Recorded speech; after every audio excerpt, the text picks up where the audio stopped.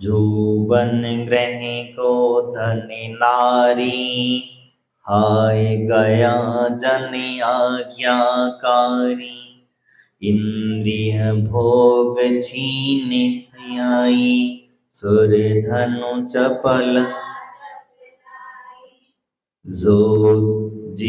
जोवन ग्राहे जो धन नारी, हाय गया जन आज्ञाकारी। इंद्रिय भोग छीन थाई, सुर धनु लता चपला सपलाई। यहाँ कहते हैं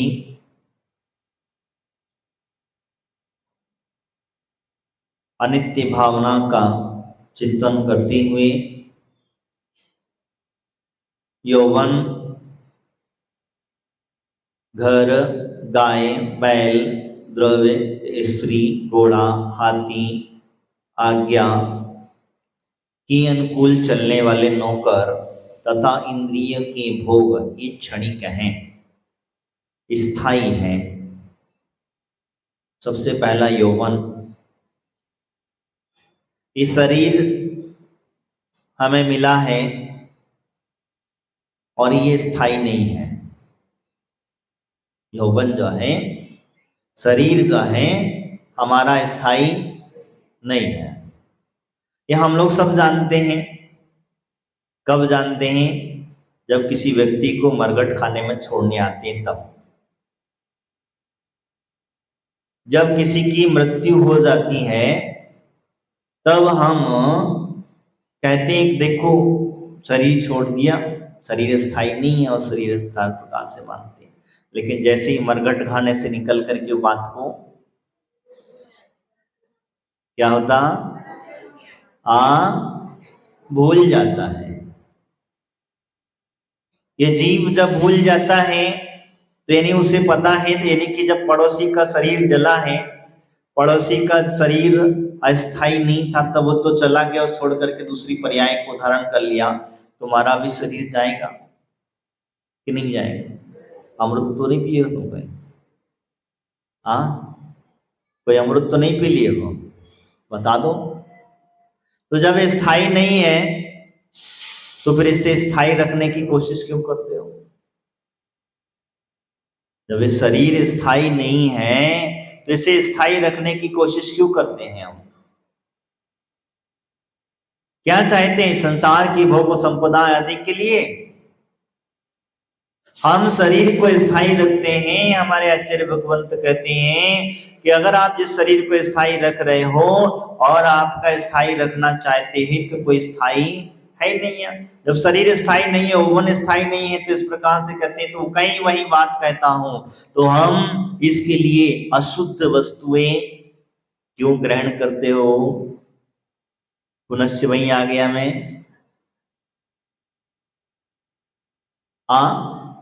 है कि नहीं? गलत तो नहीं कह रहा? जब इस अशुद्ध वस्तुओं को ग्रहण करते हो, जब स्थायी नहीं है, जाना है तो जाना, एक दिन आज नहीं तो कल। कोई बचपन में चला जाता है, कोई बुढ़ापे में, जवानी में चला जाता है, कोई बुढ़ापे में चला जाता है। लेकिन क्या कर लेते हो?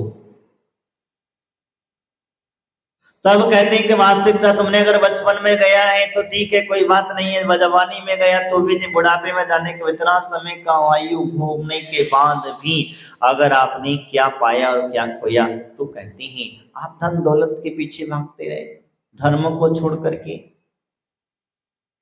साधु संतों की संगति छोड़ करके। आगे कहूं,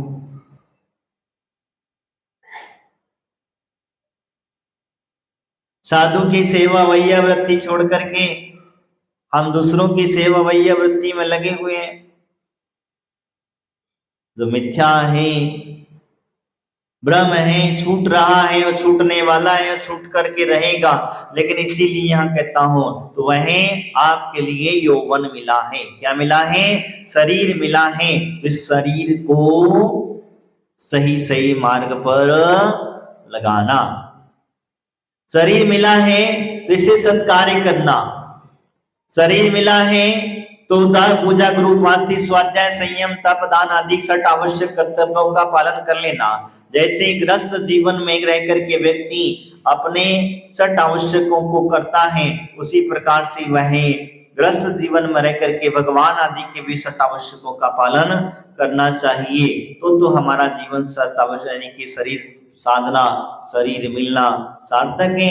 अन्यथा आप कहते हैं हम लोगों को तो शरीर मिल गया, अब क्या करना है, बस जैसा करो वैसा करो। मिल गया तो इसको घी पिलाओ, हस्त पुष्ट करो, मोटा तगड़ा करो और आत्मा को नरक में ले जाओ। क्या शरीर को जितना भी तुम घी पिलाओ, भले उधार लेके पिलाओ, कर्जा लेके पिलाओ। एक दर्शन है, वो कहता है कोई आत्मा आत्मा नहीं होती है। वो दर्शन कहता है वह आत्मा आत्मा कुछ नहीं होती है। वो तो कहती है अगर उधार लेकर के भी शरीर को घी पिलाकर हस्त पुष्ट करना पड़े तो भी करो, लेकिन शरीर को हस्त पुष्ट करो, और शरीर हस्त पुष्ट होगा तभी बाकी की व्यवस्था करते हैं। तो मैं यहाँ से जो चर्चा कर रहा था यौवन अवस्था, तो यौवन अवस्था यानी शरीर आपको मिला है और शरीर में यौवन अवस्था आदि मिली है, जिससे व्रत नियम आदियों को धारण कर लेना, तपश्चर्या आदि कर लेना, धर्म ध्यान आदि कर लेना, मुनियों की संगति कर लेना, स्वाध्याय आदि कर लेना, भगवान की पूजा पाठ आदि कर लेना, तो ये सार्थक है।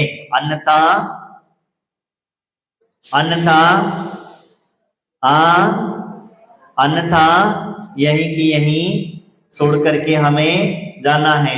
हमारे दिगंबर मुनिराजों को देखो, वो शरीर को चलाने के लिए भी भोजन देते हैं, आपसे जैसा भी देते हैं, हल्का भोजन देते हैं, देते कि नहीं देते हैं? आप जैसा खिलाते हो वैसा खा लेते हैं, लेकिन कभी ये नहीं कहते हैं कि इसमें ये डालो, इसमें वो डालो, इसमें इस तरीके से डालो। कभी कहते हैं तब भी उनका शरीर चलता है, जितनी आयु मिली उतना चलता है, और तुमसे ज्यादा फुर्तीला चलता है, तुमसे ज्यादा रोगों से रहित चलता है। ग्रस्त नहीं कह रहा मैं, रोगों से रहित चलता है। तो क्यों चलता है? यही कारण है। वास्तविकता में आयुर्वेदिक शास्त्र और वैज्ञानिक भी हैरान होते हैं, वैज्ञानिक भी हैरान होते हैं कि मुनिराज साहब के जो हैं दिगंबर मुनिराज एक ही समय में सब खाते हैं। क्या खाते हैं? एक ही बार में सब लेते हैं, और वो भी खड़े खड़े लेते हैं। अगर उसमें भी अंतराय आदि आ जाए तो, विधि ना मिले तो, ये सब क्रियाएं करने के बाद फिर भी उनके शरीर के अंदर में इतना सब कुछ बल रहता है आपसे कहीं, और आपके पास सब दिन भर चरने के बाद भी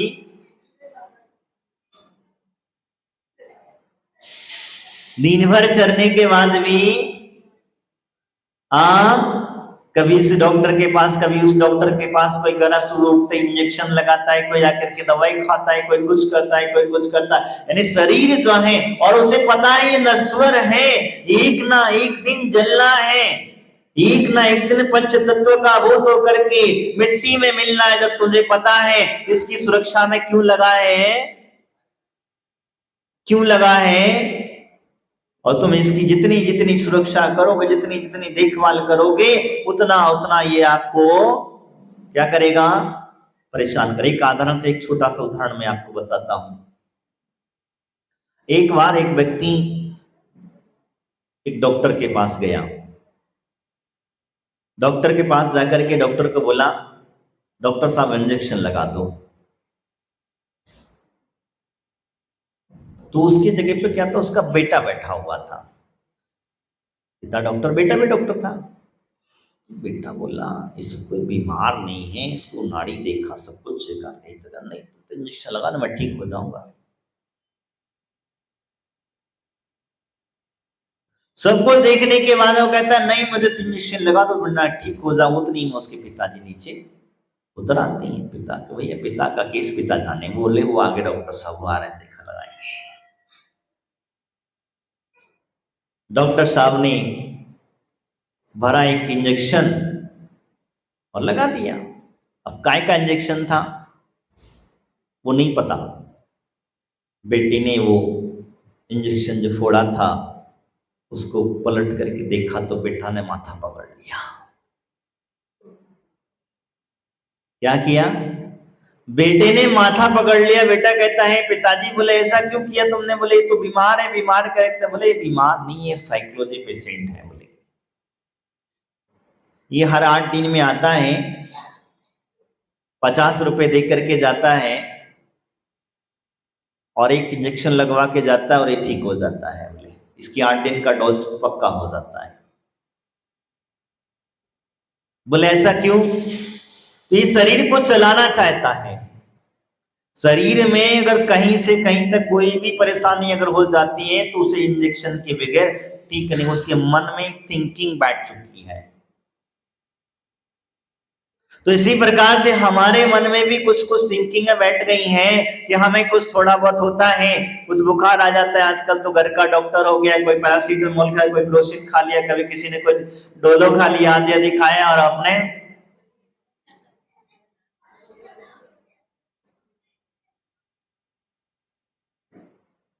तो क्या होता है कभी कि मन में दिमाग बैठ गया, तो चाहे बदन दुख रहा हो, शरीर दुख रहा हो, कहीं कोई और प्रॉब्लम हो, लेकिन उसके दिमाग में वो गोली का नाम बैठ गया है। क्या है? उसके मस्तिष्क में वो गोली का नाम बैठ गया है। तो जब गोली का नाम बैठ गया है तो उसे कुछ हुआ कि तुरंत। लेकिन क्या कभी आप लोगों ने विचार किया, सोचा कि दवाइयों के जो नाम मैंने बताए, इन दवाइयों को खाने से क्या नुकसान होता है? डॉक्टर कहते हैं अगर इनको अधिक मात्रा में खाया जाता है तो आपकी किडनी आदि खराब हो सकती है। क्या क्या कहें? किडनी आदि खराब हो सकती है। कोई भी दवाई हो, अगर कंटिन्यू आप लेते हैं उसका साइड इफेक्ट अवश्य होता ही होता है। अब हम आपसे एक बात कहना चाहते हैं, आपका शरीर अगर मरने ही वाला है, ठीक है, मरना ठीक है, कोई बात नहीं है। जब आप कहते बीमार है, पीड़ित तो मैं पीड़ित होने तो कहते शरीर के प्रति ध्यान क्यों जाता है? अगर वही ध्यान तुम्हारा परम पिता परमात्मा की ओर चला गया होता।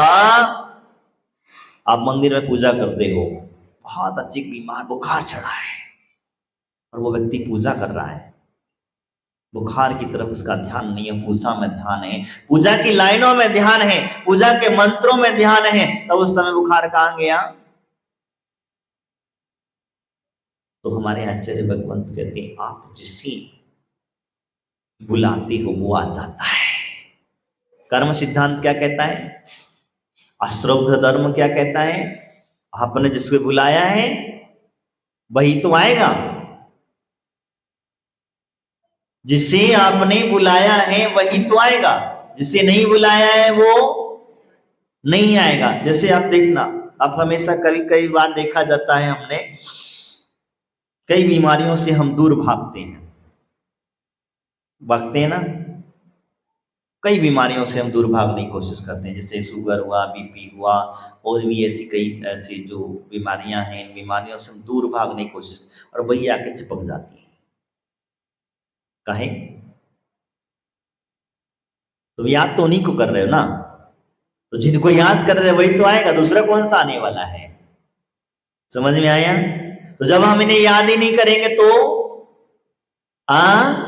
इन्हें अगर हम याद नहीं करेंगे तो हमारे होने वाली नहीं। और शरीर है, शरीर के अंदर में इतने रोग भरे हुए हैं, शरीर के जितने रोम हैं उतने जितने रोम हैं उतने रोग हैं। इसलिए बंधुओं, मैं आपसे जो कह रहा था, ये गाय हम शरीर हमारा मिला है, तो शरीर मिला है तो भगवान की भक्ति करें, गुरुओं की पूजा अर्चा करें, आहार दान आदि दें, दान आदि दें, तो हमारा शरीर मिलना सार्थक है, क्षणभंगुर है। इसलिए आपने प्राप्त किया है तो आपने बहुत अच्छा कार्य किया,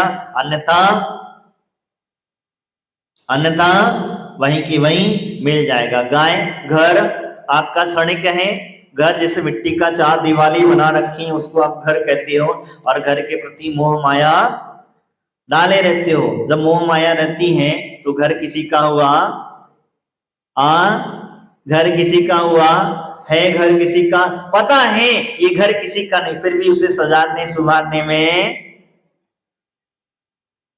सदा समय व्यर्थ गमा रहा है, संवारने में, सुधारने में, आदि बनाने में वह समय व्यर्थ ही गवा रहा है। क्यों गवा रहा है? क्योंकि उसके प्रति उसका मोह लगा हुआ है।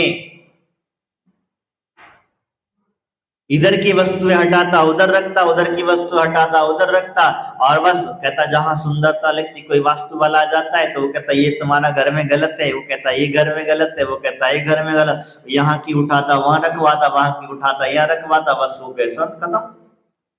घर घर कहते हैं वही अच्छा होता है जहां घरों में मुनिराजों की आहारचर्या हुआ करती है, वो घर है, नहीं तो शमशान है।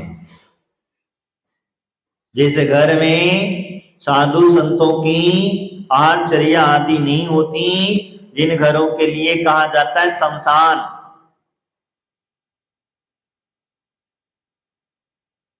अब शमशान है कि घर है, अब आप लगा लो अपना, तुम खुद ही लगा लो, मैंने कहा था। तो शमशान है अगर जिस घर के अंदर में पहले चैत्यालय हुआ करता था। क्या होता था? चैत्यालय होता था। चैत्यालय क्यों रखते थे? चैत्यालय इसीलिए रखते थे कि जो बुजुर्ग लोग हैं, जो बच्चे लोग हैं, जो मंदिर नहीं जा पाते हैं, पहले के लोग, हमारी माताएं बहनें जो हैं, मंदिर आदि के लिए थोड़ा सा निश्चित मतलब घूंघट आदि रहा करता था। नई नई दुल्हन आती है तो मंदिर लेकर के जाएंगे, कहीं आजकल चोरी चपाटी ज्यादा हुआ करती, पहले सोना चांदी ज्यादा पहना करती थी, आजकल तो कहाँ डुप्लीकेट वाला माल हो गया है। पहले एक एक महिला 1-1 किलो सोना पहन लिया करती थी। हाँ भैया, ऐसी बातें हैं, हमने देखा है। जैसे उनके शरीर पर वो हुआ करता था सिंगानी कहते हैं, तो अभी आजकल तो कुछ नहीं है। थे पहले के जो लोग चैत्यालय घर में रखा करते, उसके पीछे दो रीजन हुआ करते थे। हमने वास्तु के शिल्प के अंदर पढ़ा था कि इसके पीछे एक सबसे बड़ा रीजन होता था कि घर के अंदर में पूजा पाठ का वातावरण बना रहता था। वो घर नहीं होता था, भगवान का मंदिर हुआ करता था, और भगवान का मंदिर जब होता था तो उसके अंदर में कोई व्यक्ति गलत काम, उसके भावनाएं गलत नहीं हुआ करती थी, इसीलिए ग्रह चैत्यालय का प्रमाण कहा गया। दूसरी बात एक और कही गई है, लेकिन आज हम लोगों ने ग्रह चैत्यालय हमारा हट गया है। आज हम लोग क्योंकि पूजा, क्योंकि हमारे यहाँ पहले घर में खाते थे, बाहर छोड़ करके आते थे, आज बाहर खाते हैं और घर में छोड़ा करते हैं। तो ये सारी व्यवस्थाएं बनती चली गई, इसलिए मैंने आपसे कहा घर वही हुआ करता है जिस घरों के अंदर में भगवान की पूजा पाठ, भगवान की स्तुति, भगवान के स्तोत्र आदि और मुनिरोजों का आहारचर्या हुआ करती है, वो तो घर है। नहीं तो चार दीवारी है, वो चार दीवार शमशान है, उस शमशान की तरह उसके लिए मैंने आगे चलूंगा। गाय बैल, गाय आदि को तो आप जानते हैं, जानवरों को तो आप जानने की जरूरत मुझे बताने की आवश्यकता नहीं है। द्रव्य यानी आपका धन, जितना भी द्रव्य है वो द्रव्य अवस्था से आपके पीछे वो भागता है। तो कहते हैं जिन घरों में, जिन परिवार के अंदर में धर्म साधना नहीं होती, धर्म ध्यान नहीं होता, जिन घरों के अंदर में साधु संतों को आहारचर्या आदि नहीं होता है, वो द्रव्य नहीं होता, मिट्टी हुआ करती है। क्योंकि मिट्टी तो है ही, पता नहीं कब किस रूप में कहां से और किधर चली जाएगी, इसीलिए उस द्रव्य का सदुपयोग हमेशा करते रहना चाहिए। अन्यथा ये द्रव्य आज नहीं तो कल तुम्हें इसे छोड़ करके यहीं की यहीं जाना है। और जितना दान धर्म करते जाओगे, ये ध्यान रखना, कर्जा लेके मत करना, बस इतना ध्यान रखना। कर्जा लेके मत करना, पड़ोसी से मांग के मत करना, इसे दूसरे का उठा करके द्रव्य लिया और हमने चढ़ा दिया, ऐसा नहीं करना। अपना द्रव्य, अपना दान अपने हाथ से करना, अपना द्रव्य अपना ही चढ़ाना। इसीलिए कहा जाता है दान किया जाता है पड़ोसी के द्रव्य का नहीं, स्वयं का द्रव्य है और स्वयं ने वो कमाया है, या किसी और ने भी, जिसने भी वह द्रव्य घर का जिसका मालिकाना हक हुआ करता है, ऐसे द्रव्य को दान आदि पूजा आदि के माध्यम से जो व्यक्ति लगा दिया करता है, वो द्रव्य तो सार्थक हो जाता है। बाकी का तो चोर उचक्के आदि उठा ले जाते हैं, कभी कुछ हो जाता है, कभी कुछ हो जाता है। वो द्रव्य तुम जोड़ जोड़ के मरे द्रव्य को तुम जोड़ जोड़ करके मरे, बच्चा तुम्हारा व्यसनी निकल गया, जितना तुमने धन दौलत जोड़ी उठाया और उसने सारी की सारी उड़ा दी, तो वो द्रव्य किस काम का? तुम तो मर मर करके एक एक रुपया जोड़ते चले गए, एक एक रुपया जोड़ करके आपने धन दौलत इकट्ठा करी।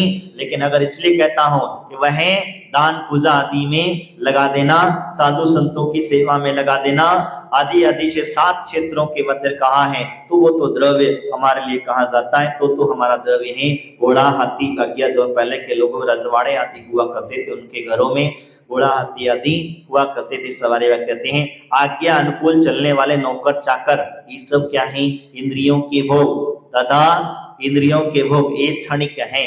समझ में आ गया?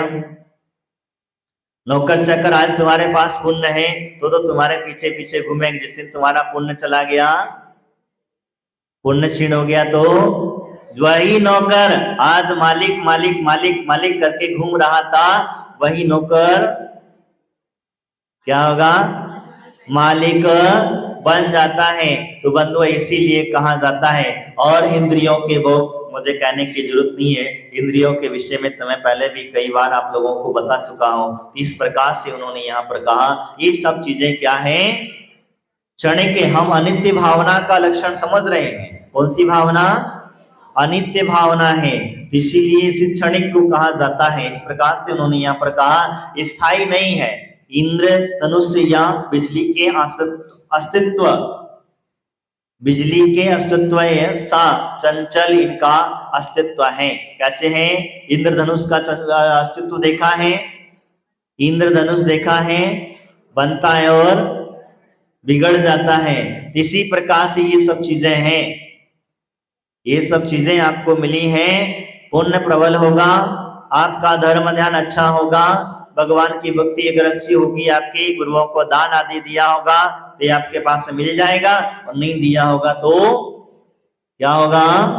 क्षणिक। इसी प्रकार से इसको समझ करके चलना, इसमें आसक्ति मत रखना, क्योंकि कभी कभी क्या होता है हम लोग आसक्ति हो जाते हैं, और आसक्ति ही हमारे लिए दुर्गति का कारक बन जाया करती है। इसलिए क्या